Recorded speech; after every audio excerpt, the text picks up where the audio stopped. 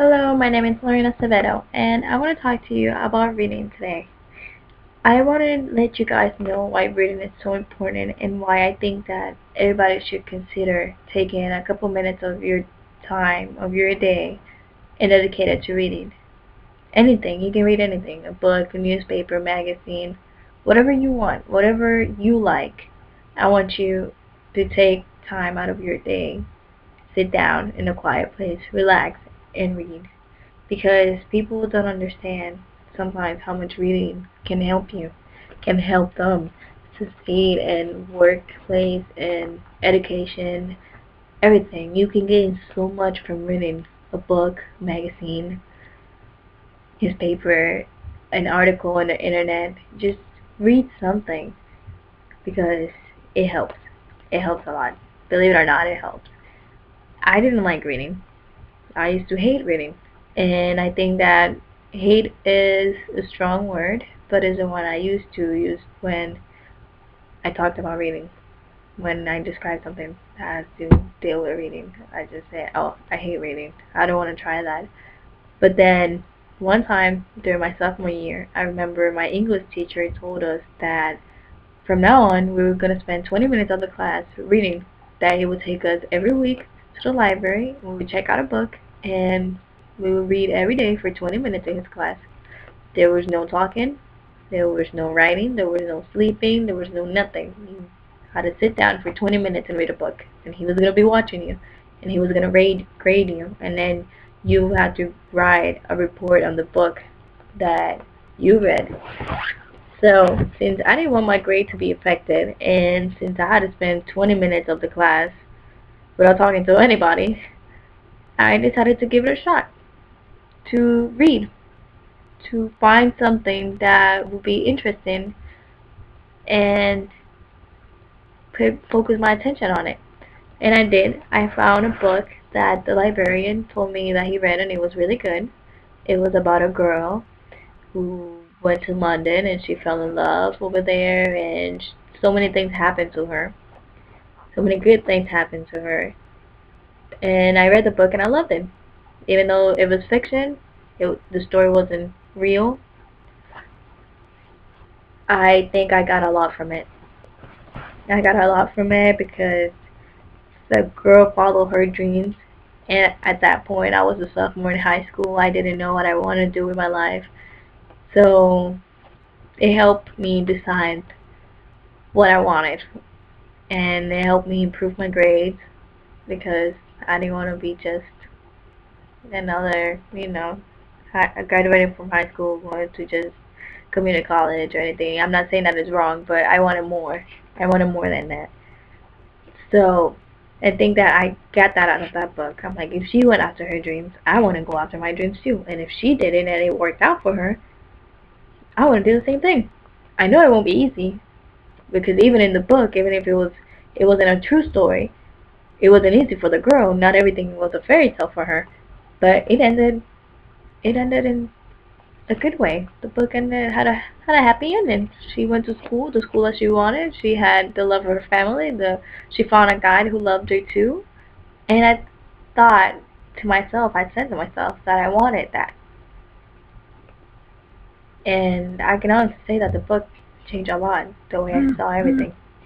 I also read another book that I watched the movie first. The book had the movie. I watched the movie first, and it was a movie based on the book called A Walk to Remember by Nicholas Sparks. The movie is also called A Walk to Remember. The movie was amazing. I loved it. But I always question why was it called A Walk to Remember. Usually movies have a title that go with the subject, with what's going on in the movie, with what the producer, the actors, and everything wants people to know. Like they give you a little bit of that information in the title. But this one was a little bit tricky. I was like, why is it called Walk to Remember? The girl doesn't walk. She doesn't I don't know. She doesn't take a trip or anything walking. She doesn't do anything walking. There's nothing related to walking in the story. It's just about a girl who has leukemia, who has cancer. She's dying. She's in high school. She falls in love, and she doesn't want the guy to fall in love with her because she's gonna die soon. But he ends up falling for her, and she gives it a chance, and then he becomes a man that she knew he could be, the greatest man ever, and they fall in love. But she's sick. At the end of the movie, they get married, and in the movie, it shows her with pretty face, pretty hair. She was beautiful. But in the book, when I read it, the girl, since she was sick, she had cancer. She was weak. You can see her bones. You can see how fragile she was, how walking was so painful to her that she had to be in a wheelchair all the time. Oh, she needed someone to help her go to the bathroom. So at the end of the book, they get married, and like I said before, she was walking down the aisle in the movie. They showed her walking down the aisle with her father, but she looks beautiful, and you don't think that anything is wrong with her. But then in the book, it says that she was in a wheelchair, and before they opened the doors to the church, she decided to get up from the chair and hold her father's arm and walk down the aisle to meet her husband, her future husband. And that was amazing. I think that was the best part of the book. I cried. I'm not gonna lie, I cried. And the guy in the book says, Landon, her future husband, he said that you can tell that she was in pain, that she had to stop and catch her breath because she was in pain. Everything was hurting, every muscle was hurting. But she didn't care about the pain. She didn't let her health bring her down. She didn't let anything bring her down. She wanted to make her biggest dream come true, which was getting married to the man she loved in the same church as her mom and her father got married. And she wanted to walk down the aisle with her dad. She didn't want to be in a wheelchair. And she did it. She did it. It was painful, it was slow, but she did it. And it was her dream, and it came true. And it came true because she had faith in herself. And even he said that was a walk to remember. So as soon as I read that, I said, wow, that is why the book is called A Walk to Remember, and the movie too. How would you have learned that how would I have learned that if I wouldn't have read the book? Maybe because someone told me, and then I'll be curious and read the book? No. I think that books are so important because they can teach you so much. You can learn new words. You can improve your writing just by seeing how things are written in the books, how the sentences are written, how the words are being used in the books.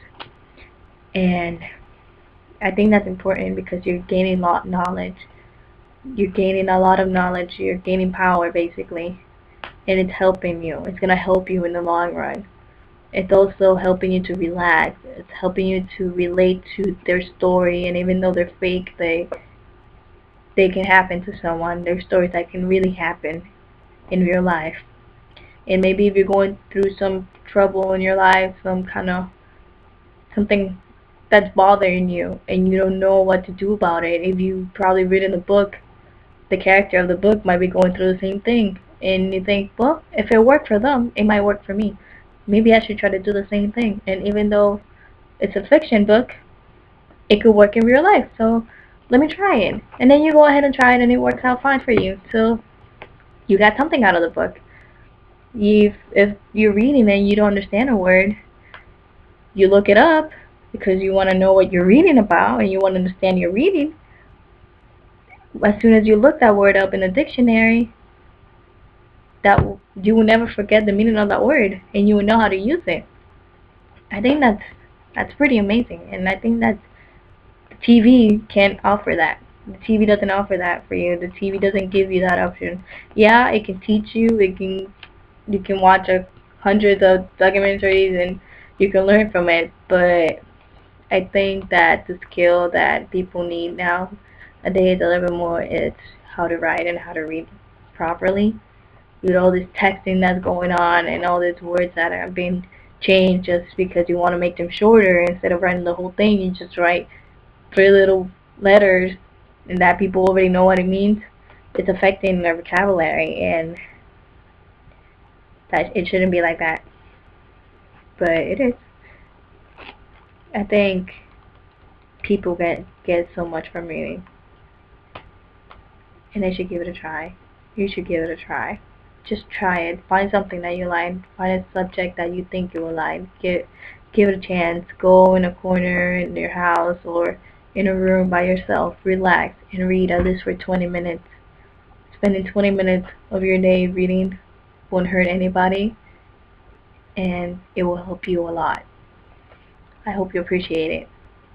You have a nice day and read.